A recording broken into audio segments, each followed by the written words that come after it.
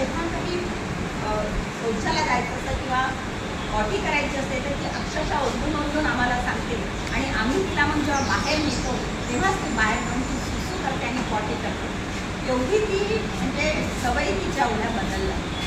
आणि अशी बरीच आहे, असे घटना घडतात. मला असं वाटतं की 100 जर एखादे कुत्रे असते, 100 कुत्र्यामधून एखादे 2 कुत्रे असं असू शकतात. तर मला असं वाटतं की शासनाने फक्त त्याच कुत्र्यांना त्यांच्यावर उपचार करावे किंवा त्याच समजा एखादा व्याधी झालेला कुत्रा असेल तर त्याला म्हणजे त्याचं खाणं पिणं सुटलेलं असतं, मग त्यामुळे त्याला जर पिंजऱ्यातच ठेवलं तर तो आपोआप म्हणजे शांत होतो, स्वतःच तो त्याचा मृत्यू होतो. मग अशा सारखे उपाय शासनाने करायला पाहिजे. त्या एका किंवा 2 कुत्र्यासाठी शासन सगळ्या कुत्र्यांना डांबून ठेवतो किंवा त्यांना कुठेतरी जंगलात नेऊन सोडतात. हे प्रकार असं मला वाटतं. त्याचप्रमाणे मी बघा की शेतकरी लोकंसुद्धा जोपर्यंत गाईंचा त्यांना उपयोग होतो किंवा जोपर्यंत त्यांनी पिकं दिलेली असतात तोपर्यंत त्यांना दूध मुक्त मिळतं, तोपर्यंत त्यांची व्यवस्थित सेवा करतात. नंतर मग हे प्राणी मोकाट अगदी रस्त्यावर फिरतात, मग त्याच्यात कोणाचे ॲक्सिडेंट होतात. काही प्राणी आम्ही कितीतरी गाईंना आणि बैलांना त्या पॅर फाउंडेशनला आम्ही स्वतः पाठवलेली आहे गाड्या करून, मोठ्या मोठ्या गाड्या करून, कारण की आमच्याकडे तेवढी काही सोय नाही. त्यांच्याकडे सगळ्या फॅसिलिटी काय, मग आम्ही आमच्या पैशाने आम्ही तिथे त्यांना पाठवलं. ॲक्च्युअलमध्ये त्यांच्याकडे आहेत रेस्क्यूसाठी गाड्या वगैरे सगळं काही आहे, परंतु मग आम्ही आमच्याचकडनं त्यांना पाठवलं.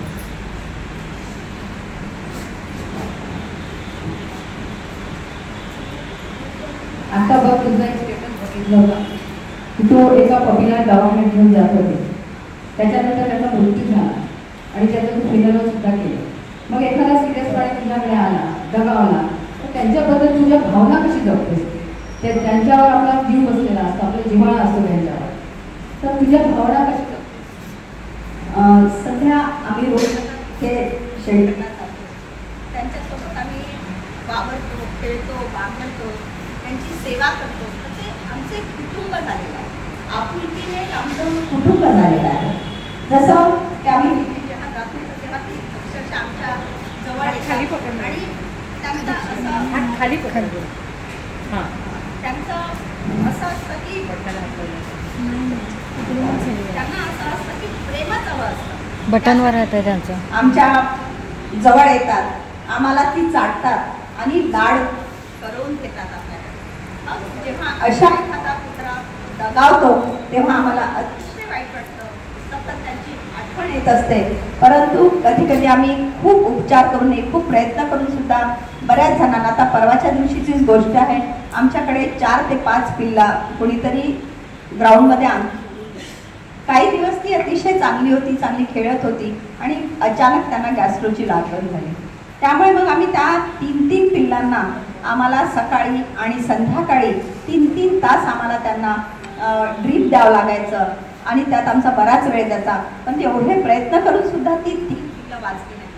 आणि मग त्याच्यातलं फक्त एकच तिचे पिल्लं होतं ते वाचलं आणि ते सतत आपल्या भावंडांना ते बोलत होतं आणि तिचं ते बघून आम्हाला सुद्धा अतिशय वाईट वाटत होती की किती दिवस तर ती अतिशय दुःखी होती. तिच्या डोळ्यात ते दुःख आम्हाला दिसत होतं. मग आम्ही तिच्याशी थोडंसं खेळायचं आणि तिला जवळ घेऊन लाड करणे किंवा तिचं थोडंसं आम्ही तिच्या त्या दुःखापासून आम्ही दूर नेण्याचा प्रयत्न करतो. पण ते शक्यच नाही की आपण म्हणतो त्यांना बोलता येत नाही, परंतु त्यांना सगळं कळत असतं.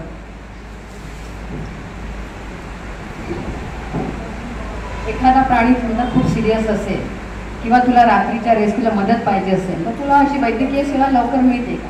तुला त्याच्यासाठी खूप म्हणजे त्रास होतो असं काही झालेलं आहे का कधी? हो, बरेचदा.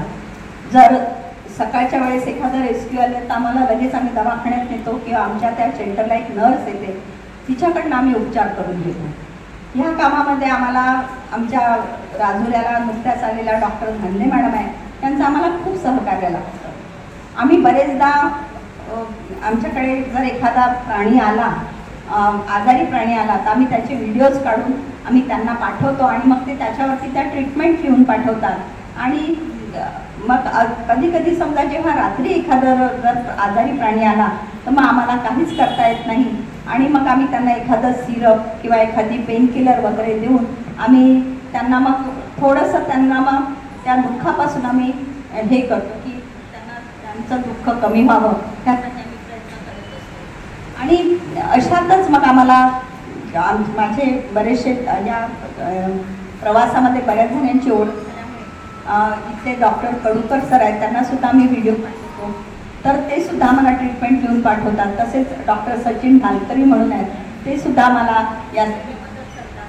त्यानंतर वैद्यकीय जे आहे तिथलं जे काही दवाखाना आहे तिथले बरेच जी मुलं आहेत ती सुद्धा आम्हाला मदत करतात आणि त्यामुळे बरंचसं आमचं काम सोपं होऊन जातं. परंतु यामध्ये जो औषध असतं, या डॉगचं जे औषध आहे, प्राण्यांचं जे औषध आहे अतिशय महाग आहे.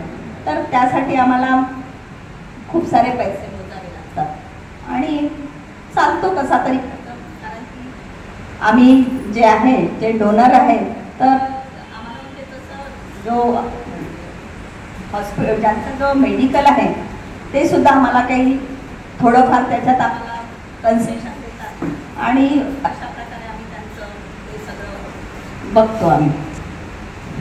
आता तुझ्याकडे मला तर वाटते कुत्र्यांची संख्या जास्त आहे, तर असे पुष्कळाचे कुत्रे तू ॲडॉप्ट करायला देते किंवा तुझ्याकडे राहतात, तर तू असं ॲडॉप्ट वगैरे करते तर त्यांच्याकडून काही पैसे वगैरे घेते काय, असं ती फ्रीमध्ये घेते? नाही, अजिबात. आम्हाला फक्त एकच हवं असतं की त्यांना कुटुंब मिळावं, त्यांना 2 वेळचं पोटभर जेवायला मिळावं, हेच आमच्यासाठी सगळ्यात मोठे म्हणजे त्यांच्याकडून मिळणारं मोबत. आता परवाच्या दिवशीचं माझ्याकडे जवळजवळ 5 पिल्लं होती.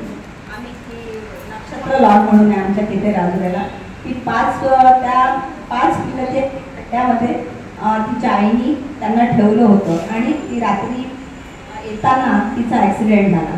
त्या पिल्लांची डोळीसुद्धा उघडली नव्हती. त्या पिल्लांना मी घरी स्वतःच्या ठेवलं. सुरुवातीला काही दिवस तिला सिरिंजनी दूध पाजलं, त्यानंतर तिला बॉटलनी दूध पाजलं आणि आता ती पिल्लं चांगली खेळायला लागली. त्यातले 3 पिल्लं ॲडॉप्ट झाले, 2 पिल्लं अजूनही माझ्याकडे आहेत. अजूनही मी त्यांची जोपर्यंत चांगला कोणी ॲडॉप्ट करणारा मिळणार नाही, चांगलं घर मिळणार नाही, तोपर्यंत मी त्यांना कुणालाही देणार नाही. कारण की आता ती माझ्या इतकी म्हणजे ती जेव्हापासून माझ्या घरात आहे तेव्हापासून अगदी घर भरल्यासारखं किंवा खूप छान वाटतं मला त्यांच्या ॲक्टिव्हिटीज बघून. ती जे अगदी त्यांना मी एक वॉशिंग ग्राइंडच्या तिथे त्यांना एक प्लायवूड लावून ठेवला, तिथून ते सतत घरात बघत असतात मी काय करते. माझी जरा चालू जरी लागली तरी ते लगेच बघत असतात आणि या सगळ्या ॲक्टिव्हिटीज बघताना मला खूप आनंद होतो, खूप छान वाटतं. ती पिल्लं खूप सुखात आहेत आणि जेव्हा त्यांना कोणी चांगले मिळतील त्याला ॲडॉप्ट करणार आहे तर तेव्हा मी नक्कीच त्याला देऊन देईन. परंतु आम्ही ज्यांना कुणाला किती ब्रीड डॉग जरी आमच्याकडे आला आजारी आणि त्यालासुद्धा जर कोणी ॲडॉप्ट करणार असेल तर आम्ही त्यांच्याकडनं 5ही पैसे घेत नाही. आमची एवढीच इच्छा असते की त्यांनी त्यांना चांगलं जीवन द्यावं, प्रेम द्यावी, माया द्यावी, एवढीच आमची इच्छा असते. माझा स्वीटू म्हणजे हे कोणा प्राण्यांचंच नाव आहे की अजून कोण आहे? नाही, हे प्राणीच आहे. मी अतिशय मला प्राणीप्रेमी आहे, अतिशय आहे. म्हणजे एखाद्या प्राण्याला जर कुठे जर काही झालं असेल तर इकडे त्या वेदना मला होत असतात आणि जेव्हा मी त्यांना सुखातल्या जेव्हा ते प्राणी जेव्हा चांगले होतात, आमच्याकडे प्राणी येतात आणि जे आजारी प्राणी जे चांगले होतात त्यानंतर जो आनंद आम्हाला होतो तो खरंच खूप म्हणजे अवर्णनीय असा आनंद असतो की चला बा तो छान झाला, आपल्याला यश मिळालं आणि खूप समाधान वाटतं त्यामध्ये.